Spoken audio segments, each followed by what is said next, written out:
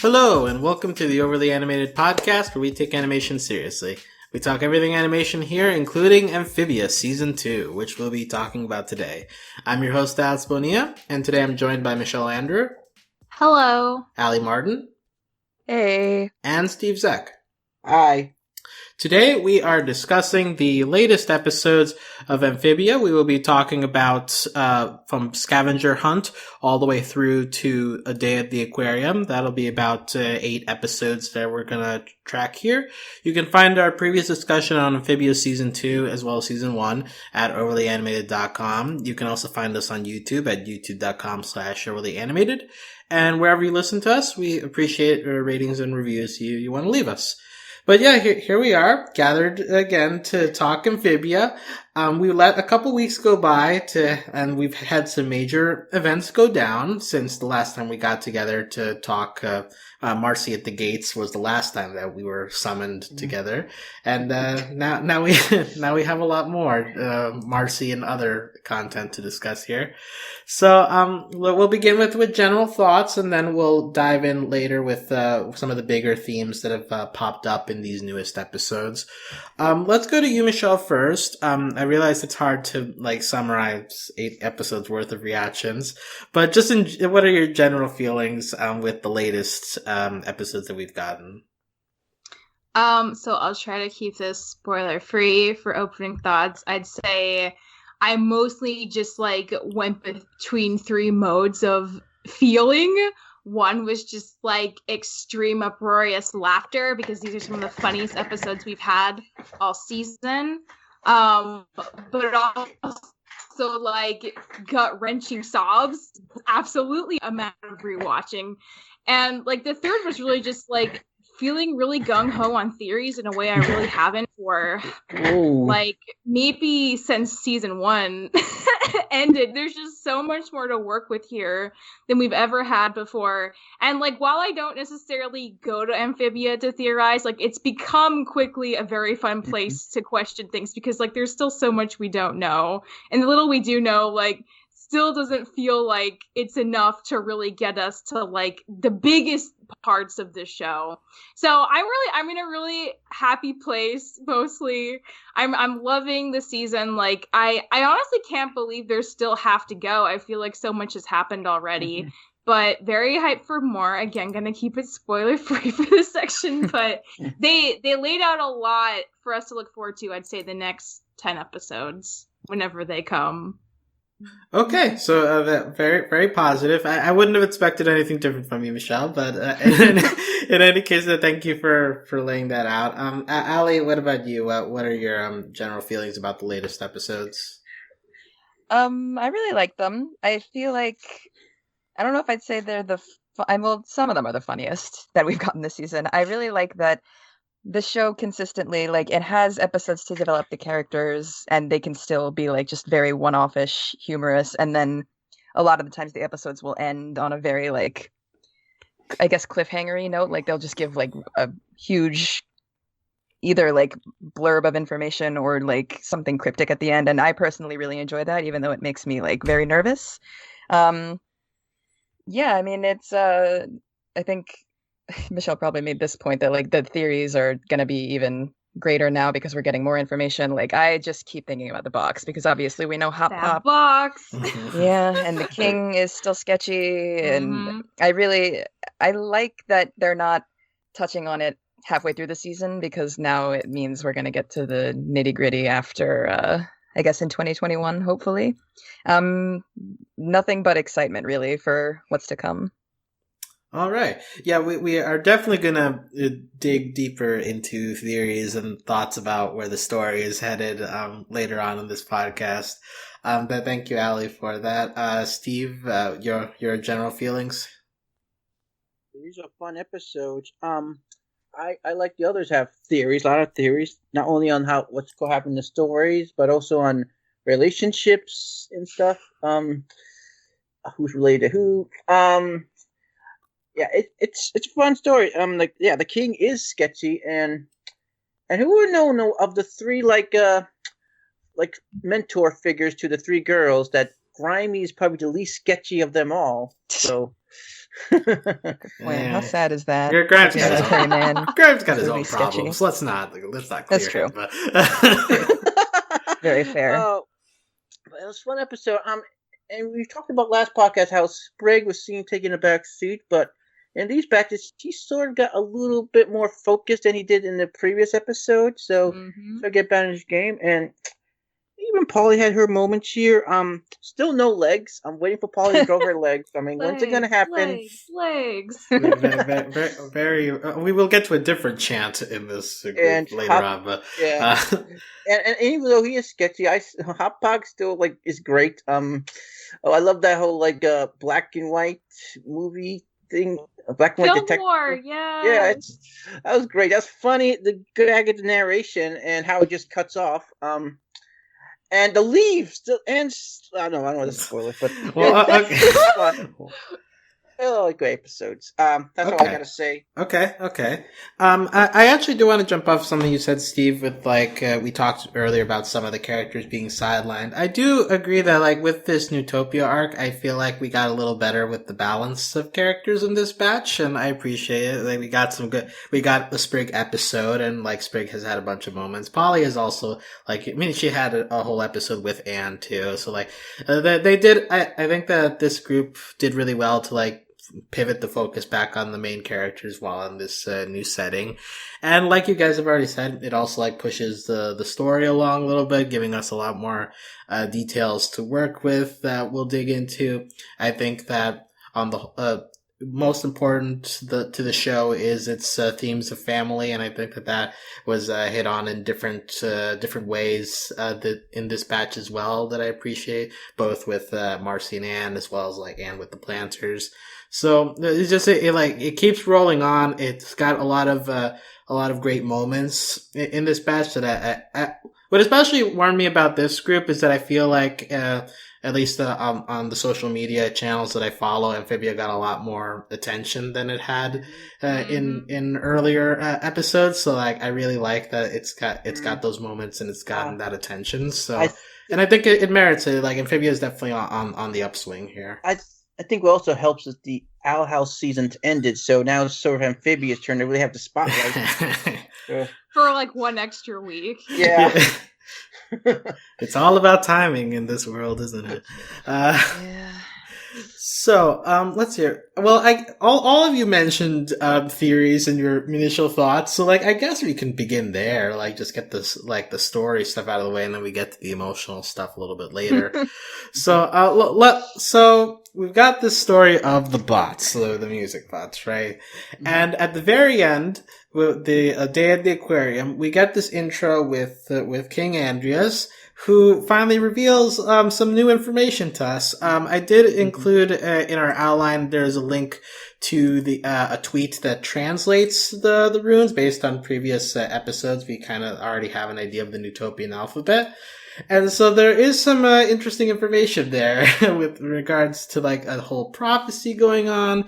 We've got the 3 gems and what they mean. We got wit, heart, and strength. So there's a lot of stuff to work with here, a lot of new information with the music bots. So I want to hear your guys' thoughts on where you think that this is headed, or what especially stands out to you in terms of where we're going. Allie, I don't know if you want to go first here. Oh Lord, why? Well, I figure Michelle and Steve will go deeper into it, so I'll start with you. Fair. Just what's stands out to you the most of the new info that we've gotten. I appreciate that. Thank you. They're putting pressure on us now. No, you already have it. It's all good. We established this before the podcast.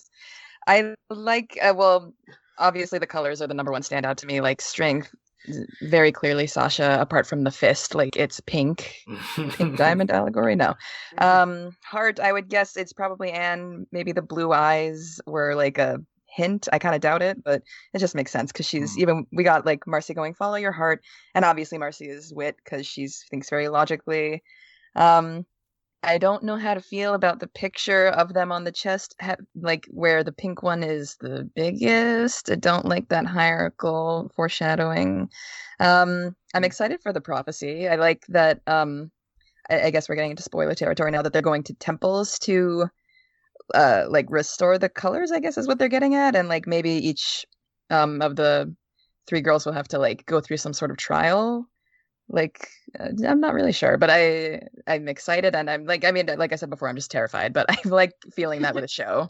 Like it's a lot, it's a range of emotions. Like I'm excited for them to meet up for one and then find out that this thing is going on. I doubt it will go well, but we'll see what we see. Yeah, that's a good point you bring up about the hierarchy. I had not thought about that. And it makes sense, especially with the sleepover episode, which, like, one of the things that you get out of it is, like, Sasha still kind of looming over them in spirit. So, like, that's a good detail to throw in here that I'm sure will come up again. Michelle, what like stands out to you the most of the new information that we've gotten? Well, I mean, there's a lot I want to say. Are you telling me to taper it down to like because that? Well, no, okay. Well, like let out like what you're most excited about from this.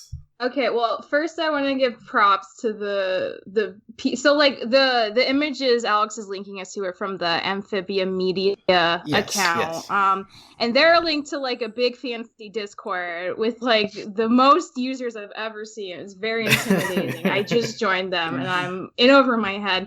But like the fact that these guys were able to decode it, like most of an alphabet already, like talk about dedicated fans, like my hat metaphorically goes off to them. This is so impressive. So I learned a lot of, because again, I was saying, like, I never really went to Amphibia for lore. I didn't care about the lore. I cared about the characters and the family stuff and just like getting to know the town.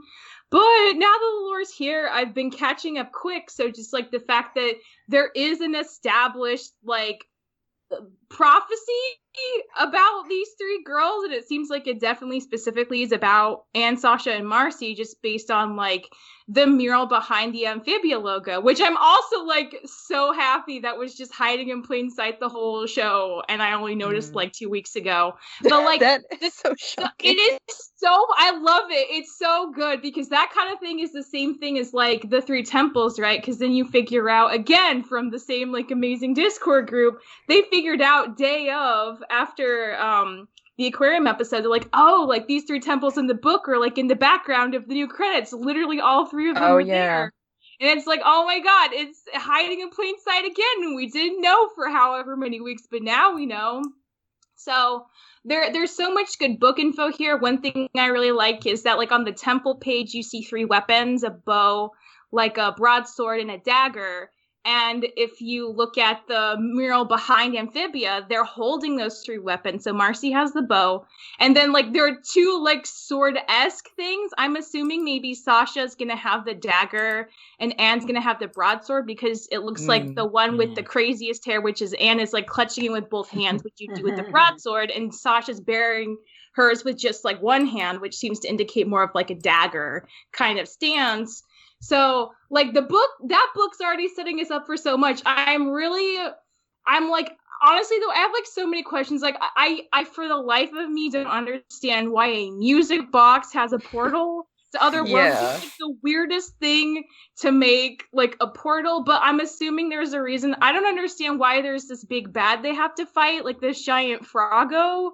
Like, why do they have to fight a frog? That feels very, like, kind of like really old school and like video game-esque. Like I feel like maybe it's not that simple and there's more going on. It crossed my mind that maybe King Andrews is like the metaphorical giant frog they have to defeat, but that doesn't sit well with me because when we found out about the portrait, and again these amazing Discord fan people like immediately like slapped that rip part back on the portrait. Like, okay, I'm really spiraling here, but, like, I'm gonna do it, because I need to get out here. Okay. Based on the portrait, like, at first I thought it was a family portrait, because I took, like, the for the record, are we talking about the portrait in the sleepover episode? Yeah, sleepover episode portrait. The only portrait. There's probably more than one. But, so, like, to me, it pretty much indicates that it's, like, young King Andreas and a horned toad person and a frog person, and everyone's been very quick to point out that the skin color of the frog person and the hair color seem very reminiscent to Sprig, and everyone's like, this was Sprig's mom, Honestly, I think that's like a pretty good theory at this point, because like I'll just say, in the aquarium episode, when King Andrius brought out that giant book, the first thing I thought was like, wow, that book's huge. Why is that book so huge? And it made me realize, like, if Hop Pop has a book very similar to this, but it's frog sized, why wouldn't it be giant too? It's because it's for a frog. It's because like whatever relative had that book was probably the frog in this portrait, and they all had separate books about the music box, and they were all like sized to the person it was for. Like, you can't explain the book difference any other way, in my opinion. I think so to just blew my mind. That is the most damning evidence right there. It's just the size of the books, plain and simple. And the fact that, like, I feel like at least 3 or 4 times in these episodes, like, they've been talking about Sprig's skin color being, like, unusual for a frog. So, like, for this other frog to also be, like, hot pink, like, that's not a mistake. That does not normally happen. So he even stopped when he saw the painting, and he was like, wow, someone hated this, like, foreshadowing you were the one to point it out. Yeah, exactly. That's a really good point too. So I feel like as shady as King Andrius is, and he, like, the show has made him very, like, very sketchy on purpose. Like, I feel like we're gonna get some sad backstory where, like, okay, I'm really gonna try to, like, make this really exciting. No. Like, the fact that this world is broken up into 3 factions, right? You have, like, the farming community is, like, frogs, basically. You have, like, the Toads in Toad Tower being, like, kind of like a mid-level policing force. And then you have the fanciest, like, town with the most wealth, the most prosperity as the Newts. Like, I feel like what this portrait then indicates is that, like, at one point in time, like, those 3 species work together pretty harmoniously, maybe exploring other worlds, maybe doing sketchy things on other worlds, but they were, like, in it together to a relatively equal extent, controlling at least their world, right? And something happened to maybe 2 of them, and that's why King Andrius, like, destroyed the picture and hid it in his basement, because it reminds him of, like, a sad, distant past that he hasn't gotten over. And I feel like that's definitely going to tie into whatever his plan is for, like, the music box once he gets his hands on it.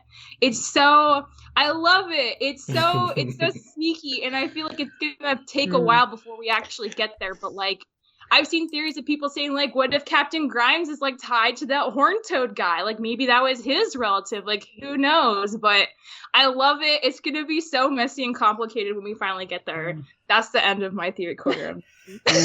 I'm glad those theories are floating around, though, because, like, I have been wondering since the king was like, my ancestors were, quote-unquote, peaceful explorers. We all know that's not true.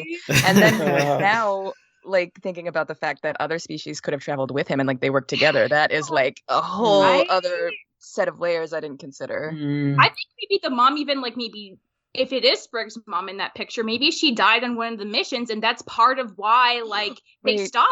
Like, it all went sour. Grandma. Like, maybe, yeah. Oh, no. What if mom's still alive? Oh, no. Would be. As long as it's not the war general, I don't care. Still alive. Like, they never mentioned Dad. Sprig's only talked about his mom so far. So Dad's still a question mark. That I could bet on, that he's alive. So there's a lot of stuff to react to there, right? Oh, man. One thing, let me just read out the prophecy from the book that was translated.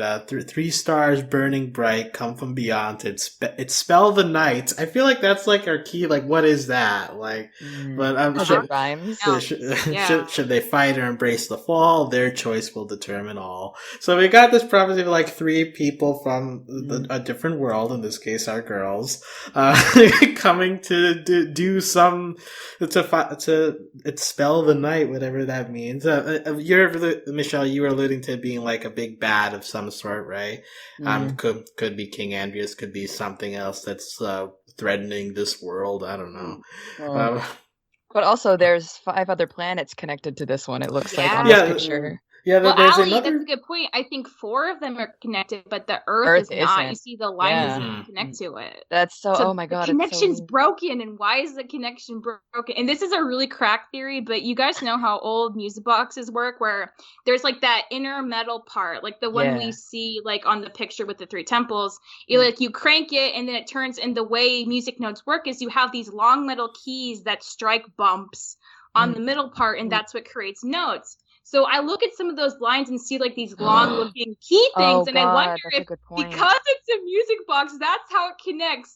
And you have to like play a certain tune, which unlocks a world, and that's the only way you can travel there or something. Stop that's blowing like, my mind. It's bananas, but like that's all I can think about right now. I think I know what the 4th world is. That 4th species is probably dinosaurs. Okay, but what are the other 3? Oh yeah, sorry. I thought we were talking about lizard. I thought we were talking about the in this universe? Yeah, the frogs and the toads. That's like the 3 species. So if there's a 4th one, that could be like that's just a hidden like big bad. It could be dinosaurs. Don't forget the mega thing that's following them. That's awfully big. Well, Steve, what theories did you have related to the bots that you wanted to share? Oh, sure. Well, I do have a theory at the very least. I think though, and Sasha's like rematch, it's going to end with them embracing and just finally, burying the hatchet and just hopefully maybe be on the same page to work together. Though I am very scared of what the hell the king told Marcy. I'm scared that there's going to be some big betrayal at the end, that he set something up here. He offered her a job in management. It's okay. Don't worry about it. I mean, we have established that Marcy's one of her character traits is being super oblivious, so I feel like that's exactly how he's able to manipulate her this much. Like, I don't think this would have worked with Sasha, but Marcy, she's not one to just, like, suspect anyone of anything, so I could see this totally going, like, over her radar accidentally. Well, I think they're also, we were like expecting, anticipating an Anne versus Sasha, like, interaction, like, a reunion match, but I'm thinking next really big moment is going to be Sasha and Marcy finally meeting, just them, and who knows what could happen. They could actually, Sasha could actually fight her or something. That could be an intense fight. I don't know. I'm scared though. I'm scared though that when we go back to Newtopia, it's going to be like Omashu when we came back to Omashu. It's just going to be all like the Toads would have taken complete over. Glumtown is just gonna be hell, Can someone refresh my memory as to like what the Toads were gonna do after Grime left? Okay, this is very unclear. So like at the end of Reunion, to me it implied that they were all gonna stick together, but then you see that they like deserted Captain Grime and he's on his own. I think they're probably still working for like Newtopia. But I don't know, like, they probably have to go build a new tower because the old one's destroyed. Well, and also maybe business as usual, just without him. Like, he's the one who got kicked out, but they're still doing their regular jobs. Mm-hmm. Well, also in our last Grime episode that we covered last podcast, they mentioned at the end they're going to try to scrounge up an army to go up against Newtopia. So you have to wonder, like, is he going to just go back to his old Toad buddies to like try get them back, or new people?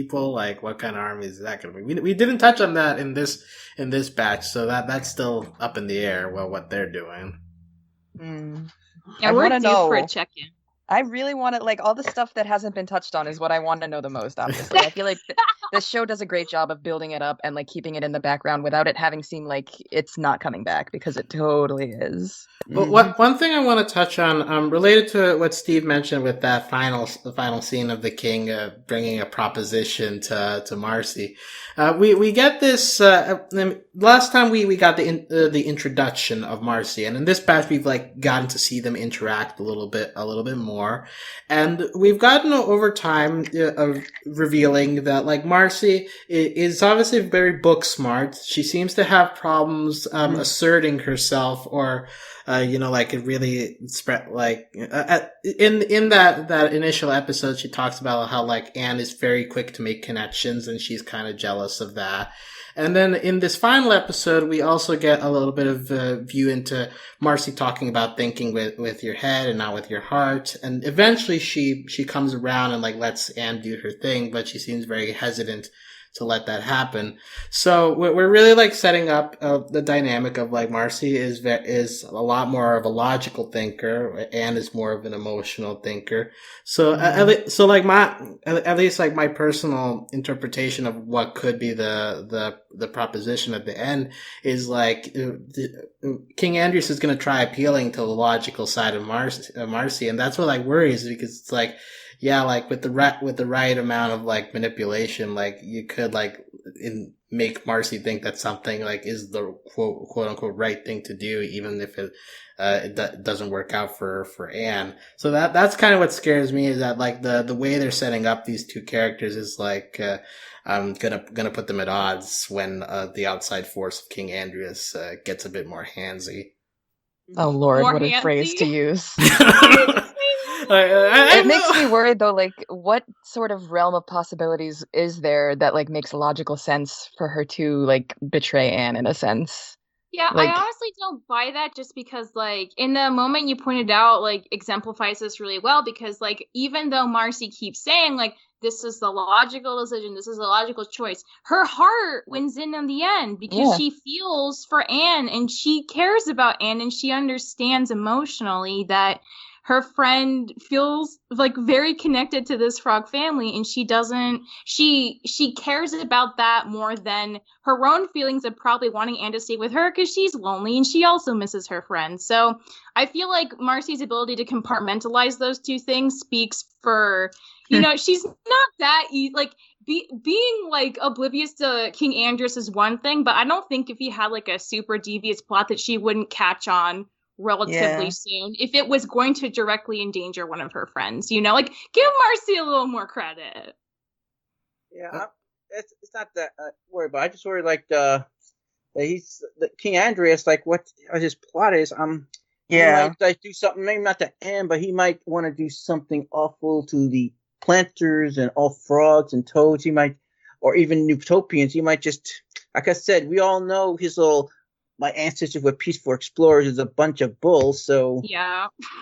There was kind of a road with Bullfrog? Sasha. I mean, with Sasha, it was different when they were like going to feed Hop Pop to the plant. She was like, yeah, it's fine, whatever. But I feel like, I mean, I want to give Marcy credit and say that she wouldn't care, but that's a good point that you make, that she would be like, well, we just want to get home. Like, yeah, and what else I want to say? I do think though, if we have like a Marcy Sasha like them meeting up first, that it might. I'm hoping that we get to see that it's not all like off screen, because No, I definitely think that that's like a thing they're setting up, especially with the sleepover thing. It's like Anne like reminds us like she wants to set things right with Sasha. Yeah. So like we're setting up for like another climactic meet up there. Secrets are no fun. And one thing I think we learned from sleepover show is that Sasha is definitely what you want. She's probably the most fearless of the three. Like. She's like the strength, yeah. Strength. Yeah, she's the strength, and that's I think her quality here. And I do think though in a way though, like she's like a general. She's like military smart. She's like I hate to compare her to this person, but Azula like. No! In terms of, I just think of Azula's positive trait that she is. Why not just perfectionist? That's a better term. No, I'm talking about going into battle. Like she knows how like strategies and stuff. While Marcy is book smart. She's not strategic, like going to war smart or going to a fight smart. And Anne is just sort of that happy medium. So that's what I was trying to say. Oh, Sasha is Azula-like. I thought you were saying Anne is Azula-like. I was very confused. I feel bad for Azula's character, so I don't want anyone to be compared. No, I think Steven did a good job of focusing on the military. What about Kuvira? I mean, she's not a fascist, but military. I still got a lot. I still have like I don't know if we get to some of the side characters. I do think that perhaps that what's Priscilla? That's her name is a retired military person that she used to be in a Newtopian army. So. Like General Union or something. Yeah, I think that she's retired. That she has a past though. If like we actor her again, that maybe Anne needs to know something about the military or something that she could be of help. Being like being like just someone with the military past, being like Iroh, I guess, in a way, in terms of I'm not military. Okay, we can cut off the Avatar comparisons. Or like honestly, But I could see Priscilla having information that comes in handy if they do start to go into King Andros's past more. Because like I just had a crazy thought. Because like I do think like one thing, and this is something I was thinking when Allie was talking, because it is true that like Marcy and Anne, when they're talking about Sasha, they say it in terms of like, oh, like we want to make it right? Like they're not holding a grudge against her, and I feel like Sasha's like not really holding a grudge against Anne when Captain Grimes was telling her like, yo, like you miss your friend, like face it, that's the reality. Like this show doesn't want to make something so like black and white. It's like, oh, like they just hate, like it's super nuanced in the sense that like they have regrets, but also they want to move forward positively if possible with each of their friends. And having said that, like I know this show's been trying really hard to make King Andros seem really evil, but I'm wondering what, like, instead of like maybe Sprig's mother grandma dying, what if she got lost in Earth? Maybe like the whole reason he's orchestrating this and going about it really deviously, but maybe his end goal is just like to find her again, or to find like Horned Toad General again. Maybe that guy got lost too. Like he just wants to find his friends. Yeah, maybe he doesn't want to conquer anything. Maybe he just like has this very straightforward goal. He knows about the music box. He knows he has to wait for these three girls that the prophecy deemed to come. He knows that he can't like enact this himself. They have to do it. So all he can do is like have his chessboard game of like guiding them where they need to go for him to be able to get the person he like lost in the past, because he feels responsible. He's the king, you know, like I would love that, just because like it would take King Andros from just being this sketchy like creepo to like maybe a good-hearted person in general who is literally just willing to do whatever it takes, no matter how sketchy, to get what he wants, you know, which I think is far more interesting. I like that thought in terms of like General Andros and his two like lost friends. They're supposed to be the mirror versions of and Sasha and Marcy in terms of like next generation. Exactly. It's all coming together. It's like that's his lost friend, or friends plural, and now Anne with her friends, and it's like maybe like those two things are connected somehow. I want to believe that if toads and newts and frogs got lost on Earth, that someone would find them, but maybe they're they just blend in with the other frogs and newts that can't talk. I don't know how many like, wild conspiracy theorists are out there trying to find Bigfoot, trying to find aliens. Find like a talking frog lady instead. Yeah. Swamp, what is it? A Loch Ness monster? Oh, I kind of wonder, maybe, we never know the whole backstory, how they got there, that maybe Marcy was into those conspiracy theories and stuff, and maybe her, like, that's how she got the music box, in terms of she was exploring stuff like that, and that's how they got into this mess. One thing I do want, that this discussion makes me think, earlier somebody alluded to this being very video gamey, and I just want to comment that the number 3 seems to be coming up a lot. Like we know for sure there's 3 seasons, there's 3 temples, there's 3 gems. It's like, it's very Zelda influenced, down to that thing in the sleepover where like you make the ghost visible by aiming your mirror shield at them. There's also a lot of Zelda references. There's been a Master Sword in the background of this show. So it's just like a real big giant video game we're watching unfold here. But I really like that they wear that on their sleeve. Does that mean Sprig and Polly have a lost sibling they don't know about? No, because things in 3 say. Wow. And it's the lost sibling. Yes, thank you. He adopted lost third sibling. Well, he almost adopted Marcy too, so that sort of takes that out the window. Like 4 now. Is Marcy the 4th adopted child? He said so. He should be. Asked her straight up, "Would you like to be adopted?" Yeah. Oh, after she stuck up for farming, he was like in love. That whole he was just like, I know that's not in this bunch, but that was beautiful. It's so good. So I kind of wonder if Pop Pog is close to these kids. He must have such maybe a very tragic past in terms of losing children, like of his own, trying to fill the void. His children, or at least like one of his children. I don't know about his. Well, I don't know if he is Yeah, if he's the paternal or maternal Right. grandpa. I Yeah, feel like that- the paternal, but I really don't know. I kind of hope he's the maternal one, just because it's like, oh, what a twist. I don't know. I hope maybe soon, maybe we meet the other grandpa, perhaps still alive, of Sprig and Polly. Oh, yeah. Well, Or we can grandma. talk. We can talk a little bit. I did not realize the Sprig's mom theory was that strong, It's a but hot Alex, you uh, have to be so Well, my hot. theory is Well, but my theory is very simple. I think that Priscilla and Yunnan are related. I might be sisters. And hear me out, because I think Yunnan is definitely a person that definitely have a chip on her shoulder, wanting to prove something to somebody. Like she's so insecure. So it does feel like maybe insecure younger sister complex. Hey, now. I mean, Priscilla is big, so I understand feeling insecure to her. no. By the way, no Yunnan in these episodes, so like it's She'll does come. add an I element feel of like it. mystery. That's fine. I'm just like, but- this is like that, what was that show? Oh, Steven Universe, Jesus. Not all pearls yeah, know that each show other. from so long ago. That distant memory It in just- our past. It's like, not all pink frogs know each other, Anne. Like, Yeah. that's how I feel about this. Yeah, But I do like these theories. Well, that's my thing too. I don't think everyone can be family, but so there's something could hit, I guess.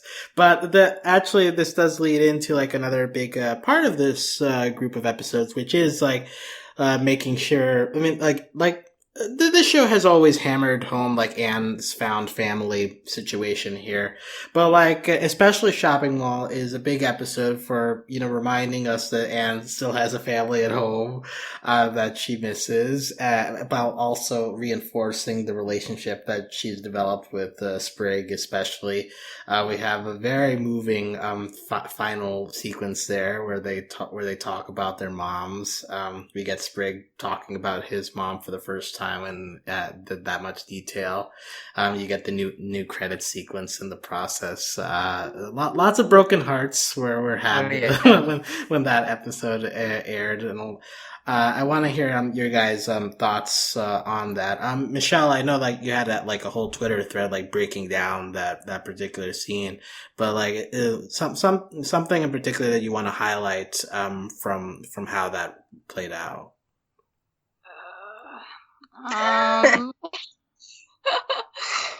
Okay, hang on. Pull up the You thread. want me to come back to you?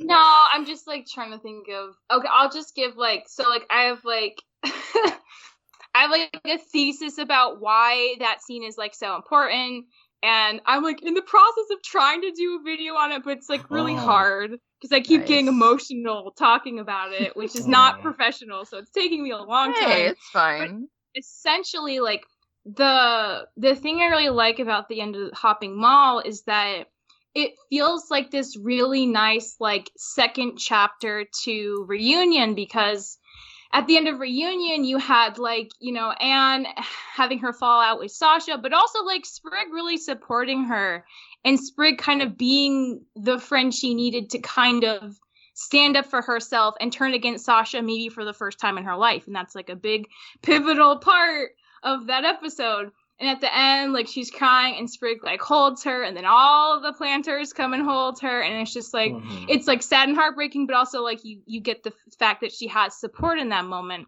And basically like why I love Hopping Mall is because like you kind of get the reverse of that for Sprig, and it occurred to me that like Sprig must be a much more private person, because this feels like the first time he's really opened up about anything so personal with Anne before. Like I feel like she's definitely shared things about her family and her past before, like in broad terms, but it seemed like so hard for Sprig to share that information about his mom. But like in the end, like he let himself be vulnerable and trust Anne, and she was there to catch him the way he caught her in Reunion, and she was able to like reciprocate that emotional and physical support and help him feel safe in that moment. And it's just like it's such a good way of showing like how they are both like learning and growing together over the course of the show, and it's just just seemingly effortlessly done. And it's like we never know when to expect stuff like that, but the fact that like it's just like it speaks to how they're both like unfinished people, right? And they're both constantly kind of figuring out their own stuff, and also like how they're going to help each other and work each other into their lives. It's just it was so wonderful. And I liked it so much, and it was really good. So that's like my short take on it. I didn't think the show was allowed to be so emotional. It took me by surprise, and I actually was kind of crying because. And what it did for me, surprisingly, is that they had a special end credit. Mm-hmm. And for some reason, which made me think this is real, this is important, really sad thing. To bring up, though, I do have to say this, though, even though she's in another episode, I love Anne's mom's design. She looks beautiful, Anne's mom. And I do want to say this, though, Sprig, like I said, I got a feeling, though, I'm hoping Hot Pog is being honest. He's not trying to hide stuff. Because I don't think Sprig could take just finding out that his like grandpa has been lying to him. So I hope okay, about apparent death though, nobody does that. No. I mean, I don't know. If you're presumed missing, I guess at some point you would declare them dead. Maybe it was something like that. Yeah. You know, like what happened in DuckTales. But you know the popular theory I'm hearing online that Sprig's mom is Yunnan, and what? No. The Okay, popular theory? No. I've been reading. I don't really agree with it, though. If that's the case, they got one thing in common: they both don't like Shasha, so that's one thing they can bond over. But no. Anyways, moving on. It's just great. It's just great, though. I kind of wish, though, when's Polly going to get her moment, though? When she gets her legs. No, her moment is just to be emotional and just when she gets her legs. She'll be emotional over her legs. That's right. Well, I think that this show has, while they're all a family, I think that this show has focused on Spran as like, you know, the core relationship of the show, like that they're the ones that like feel the most comfortable with each other. And so I would say it makes sense that we've built up to this and that they're the ones who can share that stuff with each other. Allie, I don't know if you want to comment anything about this moment here. I mean, Michelle covered it pretty much perfectly, especially. I am a big fan of when you get like a callback in reverse. I need to stop using the word juxtaposition, but it's my favorite thing. Keep going for it. It's, when cartoons get this raw and emotional with something that can be a lot of times traumatic for kids, and not even just kids, people our age, people older than us, like, the line that really broke me was when Sprig like asked genuinely, "Can you miss someone you never knew before?" And then he was like, "That's silly. No, you can't." And I was like, "Oh, my baby, that's not okay. That's really not okay." I didn't cry, but I was on the verge. And I love when shows do that, especially when they're animated. And this was like top 10 anime betrayals. No, top 10, I don't know what. Top 10 frog betrayals. Sure, yeah, it's a good one. Well, I also like that line because like it does like show off like Sprig's coping methods with like heavier stuff. It's like like in general, Sprig is this happy-go-lucky kind of guy. Like when he's confronted with this heavy stuff, it's like he tries to like shrug it off. You know, like well, no. And I know Michelle mentioned like that Anne has been like very upfront, at least in broad terms, about talking about her family and life back home. And I feel like Sprig has also kept quiet. Maybe partly because it's hard for him to talk about it, but also because he wants to be considerate. Like she's come from like Earth. She doesn't know this world. So now that he's like, that she's gotten a chance to adapt, that he's like, okay, maybe it's okay if I open up and don't like burden her with it. He seems like a really like, there's a term for this and I'm not forgetting it, but he doesn't want to like make anybody feel bad about things he does. He's considerate and sensitive. Yeah. And I really like that take that you gave, because like I just assumed maybe he was just like a very private person and it wasn't easy for him to I think it could be both in general. But I do like the idea that like maybe he just wanted to wait till she was like settled into this new world, because that is like a real thing going on with her. I have a thought though. In one of the episodes, they did big fuss about this, and then I think I wonder if Sprig's hat is like something from his mom, like a gift from his mom or something. At least he was told from his mom. That's why he's so attached to it. Oh no! It is kind of like is it like a pilot hat? It has like goggles on it or something, Yeah. doesn't Oh, it? it's like an explorer hat. It's an Oh, explorer hat. Jesus. Like maybe his mama's the explorer Oh, and God. the portrait. It's all coming together. Oh. Wait, she does have like a weird hat on. It doesn't have goggles, but it is like kind of Spriggish reminiscent now that I'm looking. Wow. She does have a hat on, that's true. Oh my Hmm. god. Unless it's like a Uh-oh. hood and a cape. It's hard to tell because her face is Yeah. all slashed off. I will not lie. I mean, you guys saw when I typed it in the chat. When I saw this picture, I was like, it looks like it's a hand puppet that the king like has on Oh, from the Because- painting of it. more puppets. More puppets. First we got Crumpet. Now we have Why did you bring up Crumpet? That's all I'm gonna be thinking about. Oh, The best just character Crumpet. just think about Priscilla instead. It's fine. Yeah. It's like the other extreme. You have like a hilarious in-universe puppet. It's like nonsense.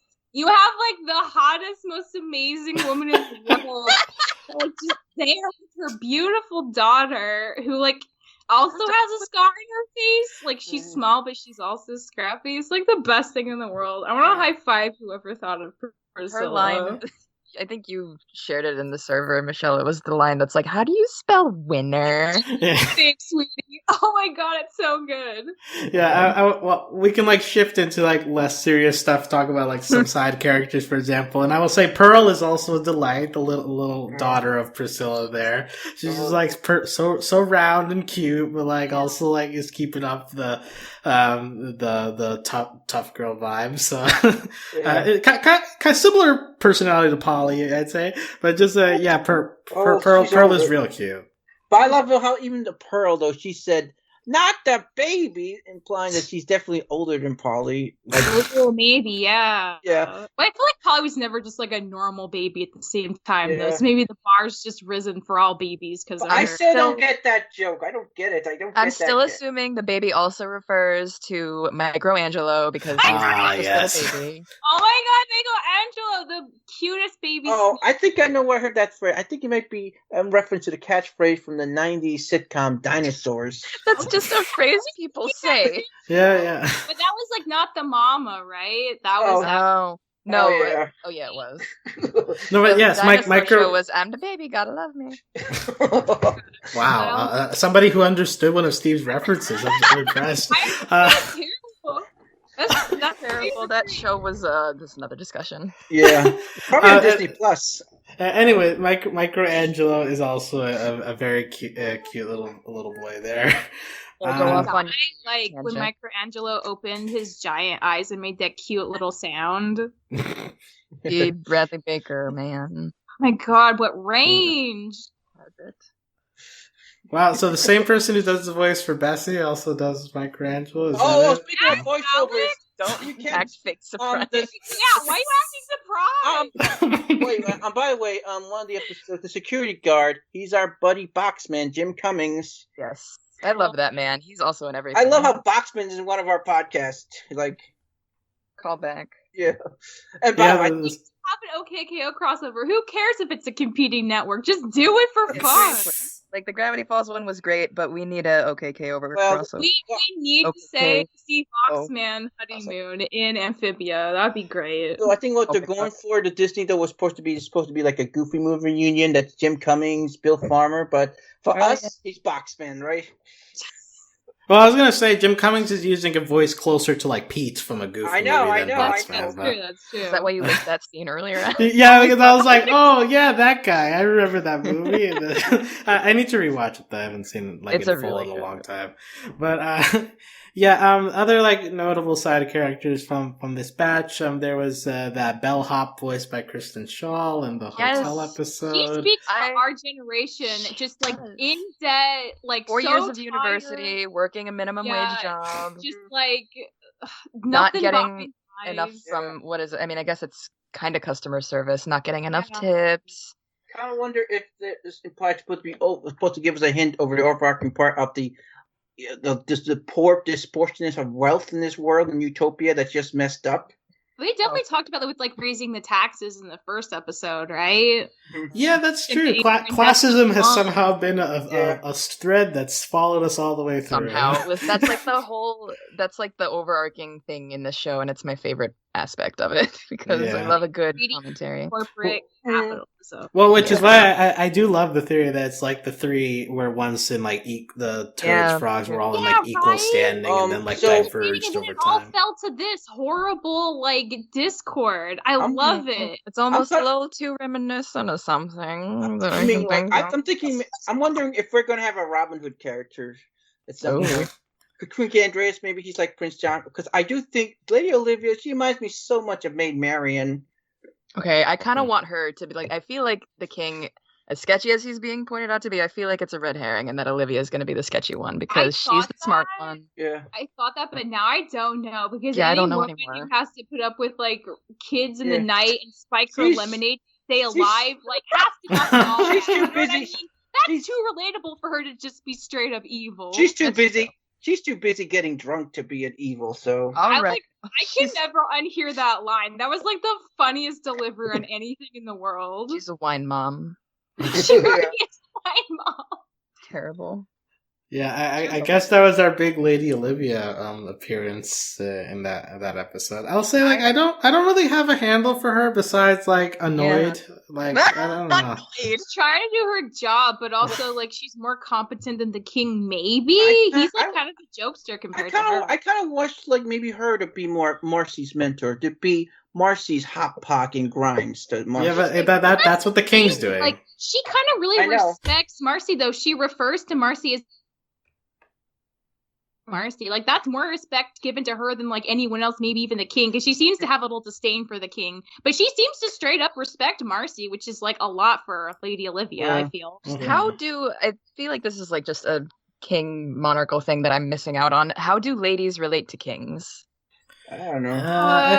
I feel they're like it's different. They're I think fancy, they're- but they're not in They're charge. I think I they're guess. servants. I think they're servants. I mean, Michelle can Like second relate. in command, kind of right hand man. Michelle can Yeah, relate. right hand man. I would say. Oh, Michelle, you can relate because isn't like an Tangled Cassandra's job? God, Lady in Waiting? no. I think No. that's way more of a demotion. I think Lady Yeah. Olivia, she's in charge of like guards. She's in charge of like day-to-day activities. She's the person you run to with like a problem, and the king's just like the one who makes like war strategy. Right. So she's or, like, I mean, he's the puppet and she's the ringmaster. That's they don't relate.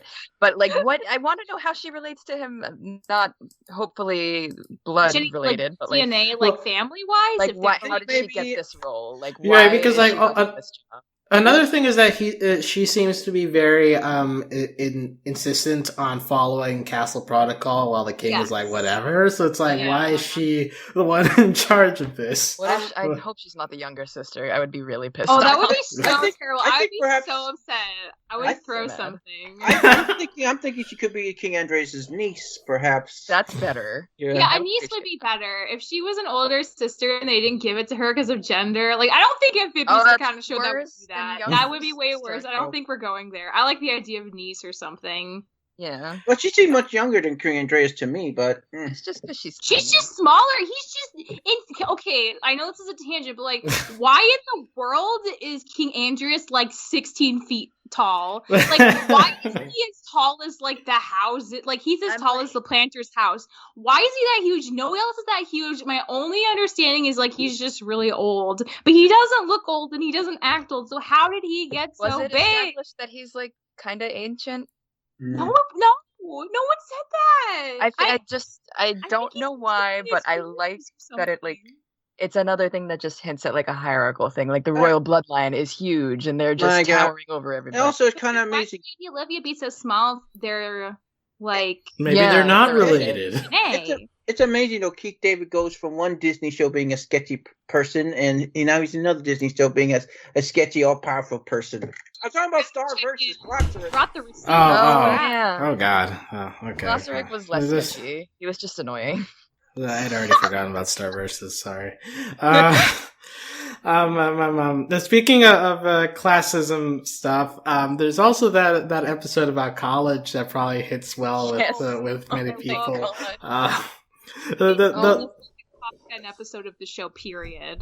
the hot pop line, "You belong at the bottom of the socioeconomic barrel with me," good. is like one of the hardest I've laughed at a line in a while. so. I haven't laughed that hard since I Don't Feel Safe. That was the best one. Yeah. Oh my god, it is such a good follow up to I Don't Feel Safe. That's such a good point, Allie. Look at the bottom of the barrel with me. And Spring is like momentarily confused. Like, wait, is this good? I don't care. Yay! When they do the song at the very end, where like ultimately comes for everyone. It's so Oh like my god, so many dead ringers with the humor in this show, and they all hit at the end, and it makes it so much more powerful. I love how hypocrite Hot Pog is. How he says, like, for don't use the king's card, and then he does it anyway. And I know, to get the massage chair. And by the way, the whole hotel episode, the Spriggs plot, that's Home Alone 2. That's pretty much Home Alone 2. Except for the whole people trying to break in and him having to set up traps. Yeah. That's true. Yeah. So like the college thing, I just appreciate because I guess like I don't feel like kids get told enough. Like, hey, like college isn't necessarily the end all be all for everyone. Like college is evil. The lockdown joke really got me. Like. When she like stepped on the critter and it turned into an alarm, and she's like, "I think I just killed somebody." Like, it was so good. Oh my god. Mm. Oh, and Polly's "This is my fault for looking like a snack." What did she have a beanie on? Like a snack. I can't believe Polly has like the word snack in her vocabulary. That's amazing. But she does have like knives and stuff, so I guess she gets that tail that's like spiked. And she's like, "Give me that one." So good. Yeah, Spring at School probably is like the top of the comedy episodes in this group. I mean, I really liked Little Frog Town, but I'm like such a Hop Pop stan, so like, getting so much extra time with him was not wasted on me. But I also feel like the Tails episode, I know it's called Lost in Newtopia, but it's always going to be the Tails episode to me. Tails. All I can think of is Sonic the Hedgehog whenever someone chants that. Yes. So good. But that's the same episode where when they like run back to the bus, like Hop Pop's like, "Oh, that's just my granddaughter, my adopted granddaughter." It's like, oh my god, Hop Pop, like our hearts, like you just say it so casually, but that is everything. That episode was great. Like, just it captures when you're in a foreign place, you want to do everything like the locals, and then you just mess everything up terribly. It's great. Yeah, I think it did a good job of portraying how maybe tourists from Western countries shouldn't just jump into a random place and like, or just tourists in general, because you need to know where you are. Only go to the cheese factory, cheese museum. I wanted to see them go to the cheese museum. He was hyping it up so much. They had hats and everything. I mean, considering that we've seen where cheese come from in this universe, are you sure you wanted to see that? I'm glad I blocked that out because I don't remember. I do kind of still want to see it. Yeah. Well, and the does that look like cows? It's wild. Well, Anne's adventurous one. She can't help it. And besides, we needed to give Polly an episode here. Like, Anne and Polly needed them time. Well, I do like that. Like, we got a Polly episode in this batch of the Newtopia. Yeah. Polly has some good moments. You know. What was their team name that they couldn't pronounce? Anne, and then Ollie, which is worse. The show. Why not just Pan? Come on, y'all. Pan. Anne is too simple. Anne has spice to it. Yeah, spice. Because she's Thai. That's a good point. Actually, this episode is also. Penny. What about Penny? No, that's worse. Somehow the not worst. as bad as Anne Ollie. That was pretty terrible. This episode is notable for like touching more on Anne's Thai heritage. Also, that this is where we get like actual visual of Anne's mom for the first time. That was fun. It was voiced by an actual Thai woman, which is also great. Good job. I'm surprised they did that. I mean, I'm surprised we got to see Anne's mom. Like, I just didn't think they would actually do that, or at least they would do that in the other episode, the one about her getting a gift for her. So. Well, yeah, it's good that like that episode comes before it's like set you up later to be like Anne is thinking about her mom more recently. So, voiced by Matt Braley's mom. So there you go. I'm kind of interested to see her father, though. I kind of wonder, is he also Thai? Is that confirmed? Does she have a dad? Who knows? Yeah, we haven't really even heard him I referenced, think really. she said, like, met- parents, plural, in season 1 Well, in the didn't she mention her flashback. dad one time? She mentioned her dad one time in terms of going like about how Hot Pot is like such a rule stickler. I think she compared her to her dad. Oh dang! I was like, Po- "Will you have possibly, moms, yeah. maybe?" I would believe that. I don't remember, but I believe it. I'm just gonna Yeah. believe she has moms in the back of my mind until it's confirmed Moms otherwise. plural! Oh, that would be amazing! I mean, can we agree that, like, ever since Hot Pop asked her if she had a boyfriend, that, like, she's probably definitely not straight, at Yeah, least? absolutely. Like, Girl, I'm nobody down for reacts that. way. like I don't No. come to this show for shipping, but I'm just saying, like, she's Well- got other options. Yeah, we haven't had a shipping corner. Just briefly, I want to ask anybody on the Marsan train still? No. I mean, I mean, I'm on the every train. Like, Sprig has a girlfriend, Annie's a frog, Sasha and Yeah. her are, like, not friends right now. Marcy's literally the only other person. Yeah, yeah. I guess So- if we have to ship, I'm on the any Well- shipping train that doesn't involve interspecies things. Well, I'm kind of worried. The pair ship, yeah. I kind of wonder, no, perhaps Sprig assumes she and what's her name again? Forget her name. Ivy. Ivy. Yeah, he assumes him and Ivy like they're together. What if it comes back major heartbreak? No, I'm she worried. likes it too. They're definitely a couple. Hey, you never know though. Maybe Ivy and Maddie are item by the time they get back. So That's true. You know, your BF goes away on an adventure. You're all alone in your little farmer town. Like, stuff happens. That is true. go hang out with your boyfriend's ex-fiance. Yes, we should talk about. Wait, what are you guys even referring to right now? Maddie, the dark Like, engaged to Sprig, frog. and then they broke it off, and then Oh, that girl. so Yeah. Ivy and Maddie like got together. Like, I could see that. They're the same age. They both like Sprig. They have something in common. I'm saying. Yes, but does Maddie fight and randomly attack people? 'Cause Ivy likes that. I think she'd be into it. I could see it. Yeah, I could see it. Yeah. Talking about Newtopia, the Day of the Aquarium is talking about Wartwood rather. Day of the Aquarium is notable because it gets a lot of season 1 callbacks in, which just felt very rewarding as someone who's watching the whole show. Especially there's a Domino 2 sighting again. Cannot believe they did that. Like, I feel like a lot of times when I watch shows, like, fans will respond to like a random side character with like this reverence that the crew might not understand, but they're like, let them enjoy it, let them have fun. This is one of those instances where I feel like the fans and the crew were all on the same page. Like, we all stand the same random side characters, and they keep coming back, and it's amazing. Because Priscilla was also briefly in that episode, and I freaked out because, like, oh my god, does the crew also stand Priscilla? Like, this is amazing. Mm-hmm.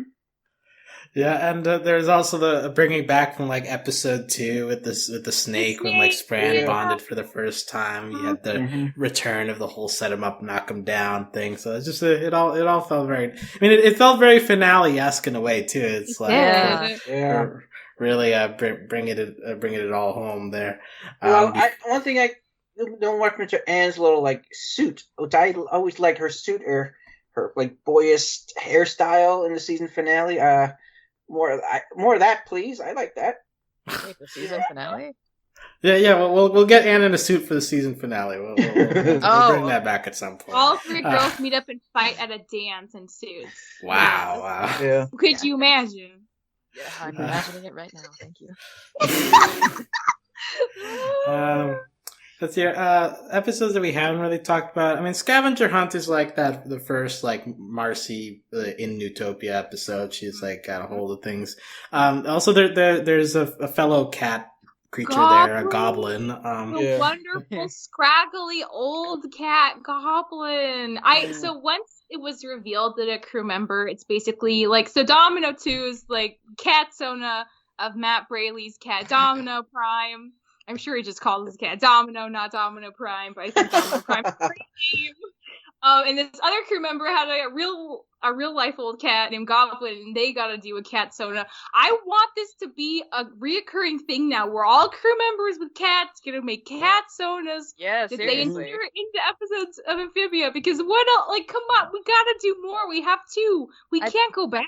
I thought you were about to say, I want my cat Sona in there. No, I don't think, like, it's my place to just request that Grandma Calico become, like, a caterpillar. Everyone loves a calico. That should be like a contest. Be like, hey, like, enter and we'll put your cat in the show. Like, you win a prize, you get a cat soda in the last season of Amphibia. Yeah. Yo, they should not sleep on that idea. It's a great idea. It's a good idea. Matt, if you're listening. I think in general, Amphibia is just very nice to like finally have like a show that like obviously is a cat fan. Yeah. Aww. About time cats get some positive portrayal, especially in a Disney cartoon of all places, because Disney is notorious for being very being very anti-cat. So, well, tables have turned now. Yeah. That episode also has Gertie, the nacho vendor, who I also found pretty charming. Good. I like her. It's unfortunate she doesn't show up again until that like end the ending. Yeah. The end's running out, and also Doris shows up too. The other ones. Don't forget Doris. I love that relationship she and Anne has. Like, it's just so pleasant. I did really enjoy that in Scavenger Hunt they get into that very real thing where you can be envious of your friend for possessing like traits you don't have, at the extent of not even being able to acknowledge the good traits that you have that are unique to you. Because I feel like that. I'm waiting though. When is Sasha going to say what she envies of Anne and Marcy? I think she envies the same thing Marcy does. That Anne is just able to connect with people on such a deep level because Sasha only knows how to manipulate people. She doesn't. Captain Grime is like the only close seeming person really to her. I think everyone else she keeps kind of at a distance, and that's I already said last podcast what she definitely envies in terms of family. She just probably Anne's like good family life or whatever, and because her family life probably sucks. We still haven't gotten there yet. But about Sasha's family in the future. But that's why I think she's so fearless at slumber parties and like that playing that game because whatever like the fictional ghosts or whatever the dares are, they're probably not half as scary as maybe her like parental figures when they're in a bad mood. So, boy, Steve. I'm always going down, but it's that's the road to going down. Michelle, you mentioned you enjoyed Little Frog Town because that's the Hop Hop episode. Also, I just briefly want to say I'm not sure that we need more noir episodes. I feel like Adventure Time did something like this too. Like it's just like an aesthetic that like I feel like it's beyond parody at this point. Like the there's thing not that really made much it new acceptable stuff. here was the narration. Honestly, I mean, more Hop Hop talking is fun. At least. The fact that at the end he didn't even know how to switch back. He was stuck narrating. Okay, that was a good gag. I'll admit that. That is so goofy. Like I know it's so goofy. I feel like film noir only works if you don't take it seriously. And Pop was the only one who took it seriously, but the kids didn't take him seriously at all. Like when they see him running to the factory, they're just like, what is up with Hop Hop right now? Like, they poke fun of it at every turn. And the B story was pretty good, too. I like the B plot, too, with Anne just trying to I can't believe Anne was going to beat up that child. Like, I wanted But again, I think that I think if you look subtly, that's subtly showing what Newtopia's problem of just wealth and entitlement. Those kids are probably just very entitled, and that's why they're just line cutters and stuff. People who cut lines are entitled, and you should hate yourself if you're a line cutter. I think also that Anne's like so much older than him. Like you definitely shouldn't beat up a kid when you're like, It's fine. She can beat him. No, I'm surprised. You're gonna get tased. Show no mercy. Yeah, I can't believe Anne got tased. That really horrified me. I can't believe they They're the police, guys. If we've like, learned how anything, tease her. The police are never good. That's true too. That's a really good point. Yeah. Like, don't trust the popo, not even the Newt popo. There was also a good Hop Hop joke of like in this narration, it's like brutalizing and maiming him, and then in real life, whoa, too graphic. Like that's our Disney censor joke for the day. Also, like, For his friend everything I Sal say. gives him a really good, like, life lesson. I feel like Pop Pop has already learned this lesson, but, like, it's worth repeating that, like, you should embrace change and not just stick to your own ways because, like, Especially old people. yeah, because, like, I feel like that was part of what made season 1 really nice for Hop Pop and Anne's relationship because they were learning that from each other. It's like, it's not that you leave the path behind, it's that you bring some of it to the future with you, the things that are most relevant and useful, but you're also willing to embrace the positive things that you didn't know about. And it's like a mixed soup of old and new, which is essentially what Sal Present. tells them. And it's just like, one, it's an amazing roast from a trusted friend, but two, it's like honestly accurate advice, and I just love it. Yeah. Yeah, and I love how they pretty much unvillanified selling out, because it's not really selling out. Right? That's true, actually. Yeah. The whole selling out concept is just a lot of the times unwarranted. Yeah. And it's like so slick, because like Hop Pop like makes it, he shows how silly it is trying to explain it, because he's like, when I knew you, like he makes it sound like it dying on a hill is better than like adapting to the future. It's like it would have been better for Sal to have gone bankrupt and never sold another sandwich instead of to just sell the recipe and make a lot of money so that more people can enjoy his sauce on their own. Like, oh, Hop Pop, you're gonna figure your stuff out. Don't worry. He also, can we talk about this? He murdered a man. Yes, I was joking about it initially. I'm like, ha, there's another one in the sauce. But like, that guy's canonically dead. Like, Alex, He's you were just dead. joking about this in season 1 with me. You're like, oh, like, what do you think he's killed a man? I'm like, well, he's really old, Yeah. probably. Yeah, I don't even think this is the first man he's killed. Like, Hop Pop is a little. He's got some questionable decisions. He's got a record now. He has like 2 stars, 3 stars on GTA. Cops are coming. He's so nonchalant about it too. So I know.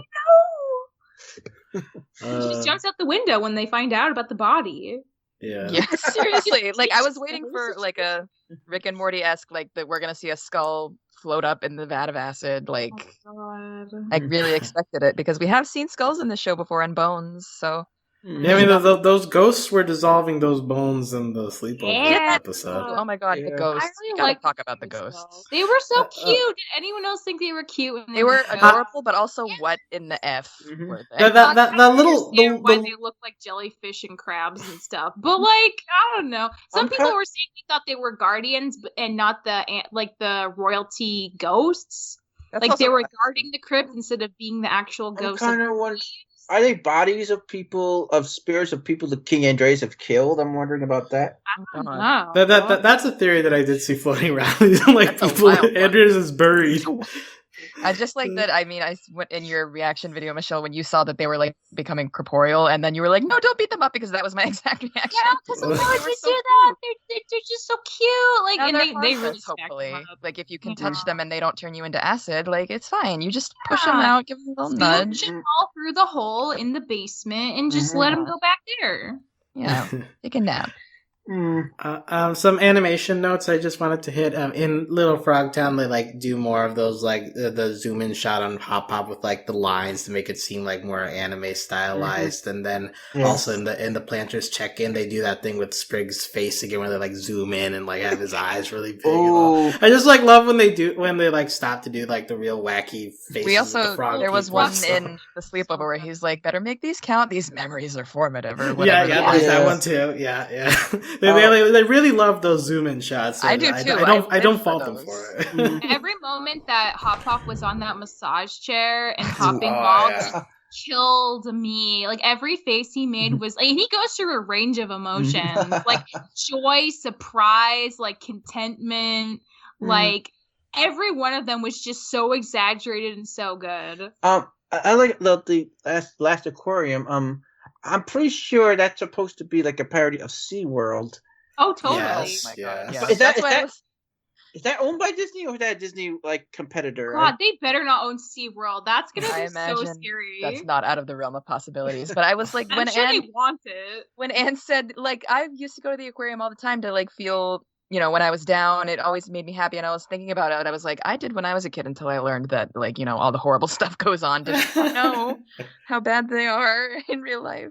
To me, that reminded me of like how I'd always see fish tanks in dentist offices, because like fish are supposed to like help calm you down before you have to go do the scary thing with the doctor. I think there's just something about like aquatic things moving slowly through water that just like, it lowers your blood pressure. It does. Also, SeaWorld is not owned by Disney, thank God. Not yet. They're their own thing. I'm sure they're staring at it, wanting it. I don't know if they want it now because everybody knows how terrible they are. So it's a competitor. So they're like, they're taking shots at their competitor because I think that's in Florida too, right? Oh, yeah, Orlando. They have to fight everything in Florida. So every terrible thing is in Florida. I was gonna say that the narrator of that aquarium show felt very accurate to all aquarium shows that I've been to. Person from a real aquarium live show. It was great. So I think that we're going to begin wrapping up here. Just some information about where we're heading from here. This, according to recent tweet from Matt Braley, the second half of the season is probably going to come out next year, February. He puts probably February or March. So I mean, that's honestly more information that we usually get from. Well, February is my birthday, so that'd be a good birthday gift. Good for you. Matt, if you're listening. There is one more episode this year, the Halloween special, which will air October 17th. I'm so excited. And that takes place, though, after the 211. There's one episode that takes place in between, so...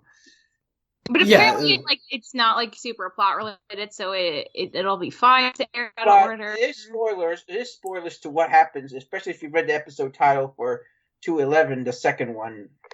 Okay.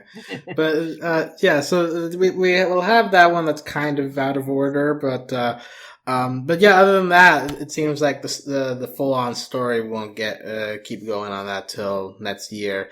So we've got a while to marinate on what we have so far. Mm-hmm. Michelle, any final thoughts you wanna give here before we sign off? I want us to appreciate some really nice Bessie moments we had in this chunk of episodes. Okay, but Bessie didn't have a lot of big stuff, so let's see. She had some great moments. There was the moment in Sprig gets schooled when Hop Pop's like, he's getting all emotional over Sprig being in college already. And he has his box of keepsakes, which is such a creepy parent thing to do. With an old plush and the tactile here's tail. your lock of hair. Oh my god, it's so creepy when parents do that with umbilical cords and stuff and baby teeth. Ew, do parents do that? Oh, absolutely. Yeah. But anyway, we gotta get to Bessie. So he's really emotional, and he jumps onto Bessie, and Bessie tenderly and just kindly pats him with her eyeball while havoc is being wrought in the distant background of the shot. It is just such a kind, tender moment that's absolutely hilarious. I gotta give them props. Also, last moment, at the end of Day of the Aquarium, when the planters are saying goodbye to Anna, we all think this is for real, and it's very emotionally upsetting to break up the fam. Bessie looks so distraught watching them load their stuff onto the wagon, and I just, my heart broke for her, because she's not saying anything, but clearly she's upset by this decision, too, because she is a part of the family, and I was just oh God, Bessie, I wish I could hug you, you deserve it, you're such a good snail. I kind of want Bessie maybe to find a romance some point. No, we don't need to have shipping with every character. Strong independence to nail Steve. She does not need a romance. You don't need no shell. I would love to see her have a friendship with Michelangelo though. That'd be so cute. Oh my god. Take Michelangelo back to Wordwood. He's too precious. Yeah, so cute. This didn't Polly straight up won him? She said it was a personal chauffeur, but it might have just been for the day. Oh, maybe she was hiring him. Okay, so he's a limousine driver. And we didn't talk about the thing on the bucket that's foreshadowing possibly too. Is that? Can you explain that to me? Alex, it's such foreshadowing. It's you have the newts and they're holding up their hands and you have the 3 gemstones. To me, that indicates that they found the magic gems before they made the music box. So maybe it's a new made music box and they channeled its power. Yeah, so that's a thing. Or that they all came together like Newts, Toads, and Frogs to make the Yeah. music box. Oh, I would love it if it Oh. was like a trio. Joint effort. Oh, and also Yeah. that can mirror some of the three girls that probably come from. They're all the same species, but they probably come from different cliques in school. Like, because Marcy probably more of a science nerd or so. I mean, Sasha probably like a cheerleader, and Anne probably athletic, or And I don't know stuff. what Anne is. Cheerleaders are athletic. I'm putting Yeah. that I mean, out. that's Yeah. I know, and I'm just trying to think like how that could just represent like this thing of the three species, the three human like cliques, and Yeah. I kind of wonder why Anne didn't take off those leaves off her hair now that she knows about it. That gag was perfect. That was like the ultimate. I like how I much it thought for anchored sure they were Dylan. gonna get rid of the Oh, leaves. I no. thought for sure. I was so surprised they kept it. No, they have to keep it to anger Dylan, and it's perfect. I really do love that it's, and they'll also just never give her shoe back. It's just never That happening. annoys Yeah. me more than the leaves. She needs another shoe. She's been walking in water. She's gonna get like some nasty disease. It's not good. Well, Yeah, she's gonna have like spine displacement because one of her feet Too. is Oh, higher Jesus. than the other. She's gonna get scoliosis a little bit. by the Yeah, end of she's the gonna go show. back and see the doctor, and she's gonna be like, "You have a lot wrong going on." It Yeah, seems but like you lived among frogs for a year. We should check Oh yeah, on has that. it been established like how long it's been so far? I don't. I mean, I think in this universe it's been months because at least they had to like wait. Yeah. They had to I hope- wait the season to get out of out of Wardwood to Newtopia. I But hope- I don't know if time works the same in this universe. I as it hope. does in I Earth. hope so. I hope they Not work bad. the same. I think it's been like 6 months. I think it's been like half a year. I'm pretty hopefully there's consequences. I don't want like the same time, like just like a minute passing in a human world. I hate that thing, that trope. But what was I saying? I Yeah, kind of. are these your final thoughts, Steve? Oh yeah. One thing. I'm scared for season 2. I'm scared for what's happening because it's going to be 3 seasons, 3 arcs, and you always know the second arc, the second season of these 3 season arcs, they always end badly. Always something depressing happens. So I am scared. Badly with quotation marks because it's just painful, but it's very good. Yeah, good and painful is fine. I'm Season always here twos for good. Are my favorite because the finales like leave you so distraught and just like Yeah. frothing at the mouth for more. Ali, any final thoughts about this batch? Yes, I would like to go through the funnies that we didn't touch on in your outline because starting with the Planters check-in, I don't watch Doctor Who. I'm assuming this is a Doctor Who reference. I'm a Time Lord now. Well, yeah, that was just a weird line. I don't remember who said it, but it's funny. that was Frigg. Yeah, when he's taking the coffee. Oh yeah, when everything slows down. Oh yeah, and that's also when they do that weird zoom in on his face That too. was so funny. Oh my god, I Sprig love Time Coffee's caffeine amazing. gags. Because like you see him like walking through time all slow, but then you see it from like the POV of some rando where he's just slobbering, running into things, falling over, and it's such a good payoff. I love caffeine gags, like when you're moving at the speed of sound. Yeah. Let me go through. There was another one that we didn't talk about. Oh, from the sleepover. Let's get out of here, Scoob. Yeah. Wait, what did you call me? Yeah. Oh. I didn't expect that, but it was very funny. I was thinking the same thing. I was thinking of this is like Scooby Doo before they said it, and like, oh, they actually did it. What if Ant started talking like Riss or something? I don't know how Scooby Doo my talks. Well, like earlier, Sprig and Polly like chattering their teeth, and like I ain't going in there, like Oh, yeah, like that's almost like a Scooby-Doo. like That's a really shaggy situation there. So Marcy, she's a Velma, right? And like, who's like Anne is what? Is she Fred? Fred, she's Yeah. definitely Fred. Why? Why would you do her so dirty? I'm not trying to do her dirty. I'm trying to get a comparison. And I guess Sprig is Sprig. I guess Polly's Daphne, and Sprig is very Shaggy. wild. Polly is definitely This is getting Scooby. really stretched at this Scooby, I guess. Scooby. Who's Yeah, but there's only Shaggy? 4 of them. There's 5 of them, so there's only Okay, one. If Shaggy yeah. is too cursed, no one is Shaggy, Alex. Oh, that's a good point.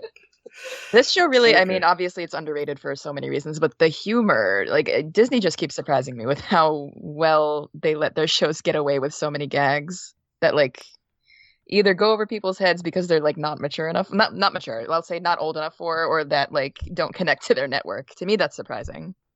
Well, I like the fact that like these kind of jokes are like they're not like too based on they're not like fully reference based like perhaps like some adult animated shows lean on where like it's still like funny just out of context. So, Yeah, like, I touched on that I appreciate that. before, and I really appreciate that too.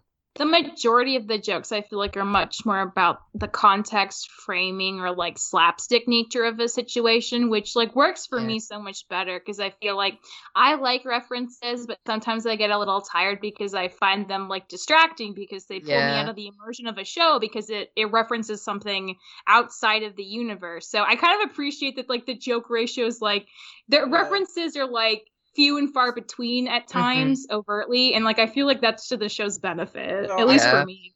So I don't mind sometimes do some stunt casting because I do hope perhaps if we ever have young Hot Pog in a flashback or me like Hot Pog's son that he's voiced by Jason Marsden. I'm hoping. Oh my god, I would scream. That would be oh my god, that would be a treat. So I'm gonna explain who that person is. I don't know who that is. He voices Mats in the Goofy movie. This is like the third time we're referencing this. And he's like in a bunch of anime dubs. Yeah. He's great. Yeah. He was also I don't know, he's in a bunch, but that would be good. All right, so with that'll be our final thought. Cast Jason Marsden for season 3, sure. Okay. So you can find more about our discussion on Amphibia and other animated shows at overlyanimated.com. You can find Michelle's Amphibia reactions on her channel at Amvidia, AMVIDIA. Can't wait to see her reaction to the Halloween episode. I mean, I will. If you can get some sort of Hot Pop or Bessie costume, I will pay you money. You'll reimburse me? Yeah, totally. I said this in complete seriousness for all the listeners. Like, when we were talking about, like, reacting to the Halloween episode, I was like, well, you know who I'm gonna be? And I think, Allie, you were saying, like, oh, do you want to be, like, that cool new woman in a suit? Or do you want to be, like, Hot Pop in his noir outfit? And I was like, no, I want to be Bessie! Yeah, honestly, I will fund the hell out of that. That's, like, incredible. I could just see two large, eye stalks coming out. I love Bessie. Yeah. But I know if Dylan was here, he'd be saying, not a character, not a character. Who else would it be, though? It has to be, like, Domino 2. Oh, like your Frog Sona. Like, everyone loves Domino 2. I feel like Bessie's the one who needs a little more appreciation. Well, Bessie is a costume, you could, like, you got the eye stalks, the big shell on your back, like, it's doable. The eyes would kill me. I need to see somebody do it. Yeah, I need to see somebody's Bessie. Might as well be me. So that's what I'll be. Bessie cosplay after this. So tune into Michelle's YouTube channel and video for that. You can join us on Discord if you want to chat with us about Amphibia or any other animated show we cover here at overlyanimated.com/Discord. You can support us financially via Patreon at patreon.com/overlyanimated. Thanks to all of our current patrons, especially our patron of the podcast, Hugh. Thanks as always to our Patreon executive producers, Ryan, Steve, Beatrice, Hugh, Michael, Needle, and Phonician. In the meantime, while Amphibia is on hiatus, you can check out the other podcasts that we do here at Overly Animated. We're currently in a series of covering the movies of Studio Ghibli. You can find our coverage Marcus Ladybug coming. Yeah, Miraculous Ladybug is around the corner. The Owl House, as previously mentioned, is another Disney show that we've been covering, so you can catch up with our And coverage you never know, Hilda might be coming back soon. Oh, I hope Hilda comes back. It's been Carmen like 2 years, you guys. Oh yeah, Carmen Sandiego season 3. That's like mid next month, right? Oh, have you played that game, that Choose Your Own Adventure episode? Yes, it's a good game. Not canon, unfortunately, but it's coming back. That's bad. Yeah, so you can discuss all those things on our Discord, and you could potentially hear about them on the podcast in the future. But until then, thanks for listening. I hope you enjoyed this discussion on Amphibia, a show that we all enjoy very much, and we'll be waiting for it to come back in full for 2021, and we'll be back here in 2021 to discuss it further. So until next year. Forever, even when it's ending. If we're still alive in 2021. Amphibia, 100 years. 100 years Amphibia. Bye, everybody. Bye. Bye.